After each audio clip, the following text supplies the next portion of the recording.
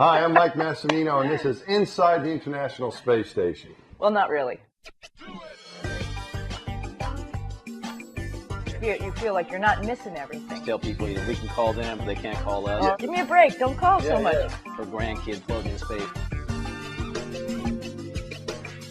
And we're going to talk with Joe Acaba and Sonny Williams about their upcoming space flight. You know, I think the space station life and training, everything fits my personality a little bit better than shuttle. You know, shuttle is pretty, like Joe said, pretty direct, and you know what you're going to do, and boom, boom, boom. And for station, it's pretty much like, well, we'll see what happens. Like Joe said, when you get there, and you sort of have to be flexible. And I think I live my life a little bit like that. We'll see what happens, and it's okay. And it's I think it's a little bit of a change of pace. It's maybe a little bit slower in some regards, but it's a marathon, so you have to be ready to do this for a long time. And I like that. I like that better, actually, I think, than this rush shuttle flight. And actually, one of the really cool things about it is you get to engage people on the ground when you're up there for a long time.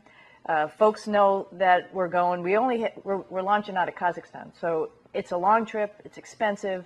Not many of your guests get to go to launch, but that's okay because you're going to be up in space for a long time, and you get to interact with them for 6 months. For example, my dad and my mom aren't going. They're a little bit older, and I said, don't go, and they're feeling bad about it. I said, you know, the launch is only you know, the first 8 minutes really, and then the rest of the time we'll be in space. 6 months we'll be on the space station. We'll be able to use the phone and the internet to you know, do net meeting and see you down on the ground. So that's okay. So I like the space station idea, just because you can bring a whole bunch of people along with you for 6 months. They're watching what you're doing. If you have the ability to write a journal or send down pictures or tweet or do Facebook and stuff like that from space, it really engages a lot of people, and I think that's really important, and it's good for kids in school and other organizations. So it's fun. It's going to be fun. It's interesting you said, because sometimes one would think, not knowing what the experience you've had, is that you're going into space, you're going to be, you know, you have your crewmates, but it's kind of like you're isolated.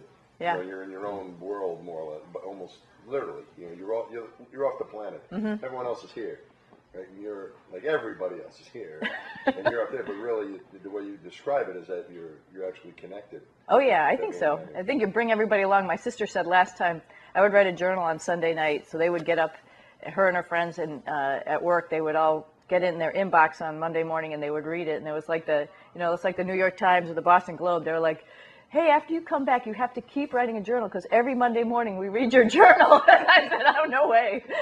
There's more in my life you don't want to know about on the ground. Space, I could do that, no problem.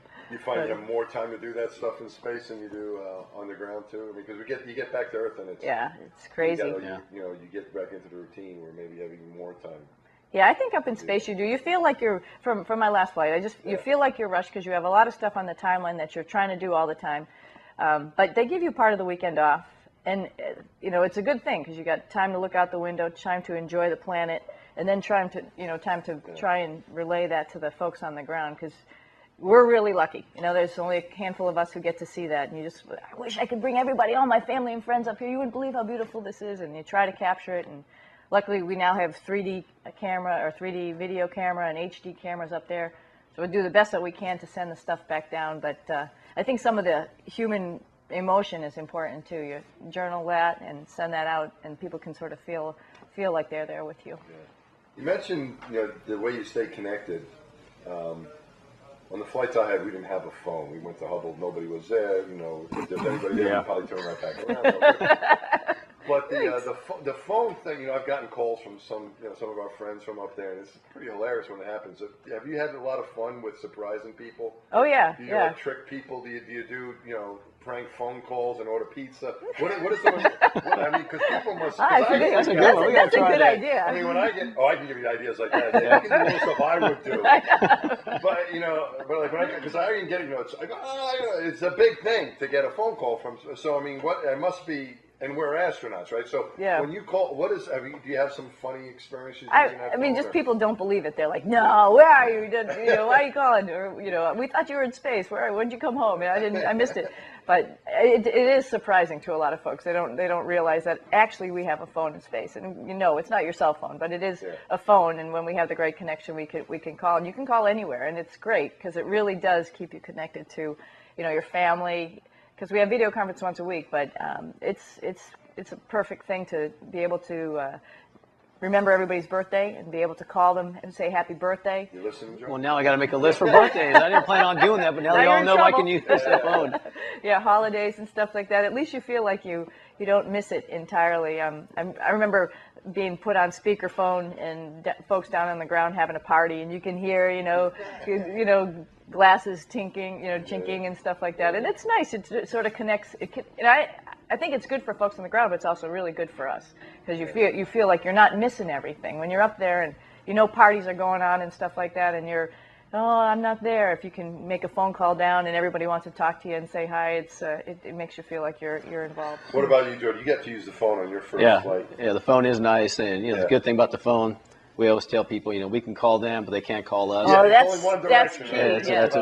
But a lot of people, they get a phone number, on their caller ID from Houston. I don't want to talk to Joe today, and so you leave a message on their, answering machine like, man, I missed this call. Yeah. And so that's always good, and they enjoy having that. And it's a great way to connect with people, and it's just as good for us as it is for the people you call. It's pretty cool. Did you have anybody not believe it was you when you called? I know you didn't have as much time to call Sonny did, but yeah, not believe you. What I thought was cool is when I called my grandmother. Yeah. For her to get a phone call from space where she grew up, didn't have a phone, probably didn't have electricity. Wow. She grew up pretty rural in Puerto Rico, and so for her to do that, and when we had one of the private family conferences, for her to see her grandkid floating in space, it was pretty cool. Actually, speaking about the phone, though, my husband was getting tired of me calling. Really? He said, we talk to each other more that you're in space now. He said, you're not doing anything up there. Get to work, because I'm tired of you calling me so much. I've heard this problem before. Sometimes the kids, are glad like the parents are gone, right. and they give me a break. Don't call so much. Yeah, stop annoying me. Come back to Earth where you're busy. But he really said that, though. But he was sort of joking around. He said, we talk more now that you're in space than when you're at home. That is funny.